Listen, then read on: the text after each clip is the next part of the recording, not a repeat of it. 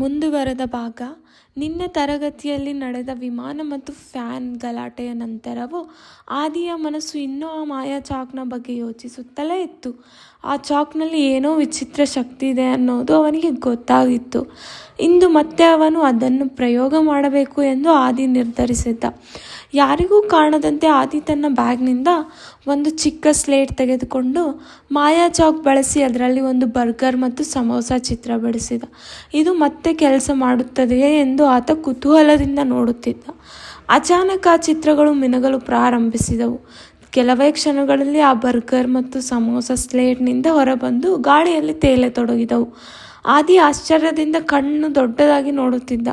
ಅದಾದ ಮೇಲೆ ವಿಚಿತ್ರವಾದ ಸಂಗತಿ ನಡೆಯಿತು. ಆ ಬರ್ಗರ್ ಮತ್ತು ಸಮೋಸ ತರಗತಿಯೊಳಗೆ ಹಾರಾಡುತ್ತಾ ಕುರ್ಚಿ ಮೇಜುಗಳ ಮೇಲೆ ಜಿಗಿಯತೊಡಗಿದವು. ಆದಿ ಅವುಗಳನ್ನು ಹಿಡಿಯಲು ಓಡಾಡುತ್ತಿದ್ದ. ಆದರೆ ಅವು ಇನ್ನಷ್ಟು ವೇಗವಾಗಿ ಜಿಗಿಯುತ್ತಲೇ ಇದ್ದವು. ಇದನ್ನು ನಿಲ್ಲಿಸಲು ಏನಾದರೂ ಮಾಡಬೇಕು ಎಂದು ಆದಿ ಯೋಚಿಸಿದ. ಅವನು ಮತ್ತೆ ಸ್ಲೇಟ್ ತೆಗೆದುಕೊಂಡು ಮಾಯಾ ಚಾಕ್ ಬಳಸಿ ಒಂದು ಚಿಕ್ಕ ರೋಬೋಟ್ ಚಿತ್ರ ಬಿಡಿಸಿದನು. ಆ ರೋಬೋಟ್ ಚಿತ್ರ ಕೂಡ ಮಿನುಗತೊಡಗಿತು. ಕ್ಷಣದಲ್ಲಿ ಒಂದು ನಿಜವಾದ ಚಿಕ್ಕ ರೋಬೋಟ್ ಆಗಿ ಬದಲಾಯಿತು. ಆ ರೋಬೋಟ್ ಮೇಜಿನ ಮೇಲೆ ನಿಂತು ಸುತ್ತಲೂ ನೋಡತೊಡಗಿತು. ಚಿಕ್ಕ ರೋಬೋಟ್ ತಕ್ಷಣವೇ ಜಿಗಿಯುತ್ತಿದ್ದ ಬರ್ಗರ್ ಮತ್ತು ಸಮೋಸವನ್ನು ಹಿಂಬಾಲಿಸತೊಡಗಿತು. ಸ್ವಲ್ಪ ಹೊತ್ತಿನ ನಂತರ ಅದು ಎರಡನ್ನೂ ಹಿಡಿದು ಮೇಜಿನ ಮೇಲೆ ಇಟ್ಟಿತು. ತರಗತಿಯಲ್ಲಿ ಮತ್ತೆ ಸ್ವಲ್ಪ ಶಾಂತಿ ಮರಳಿತು. ಇದೆಲ್ಲವನ್ನು ದೂರದಿಂದ ರಿಯಾ ಗಮನಿಸುತ್ತಿದ್ದಳು.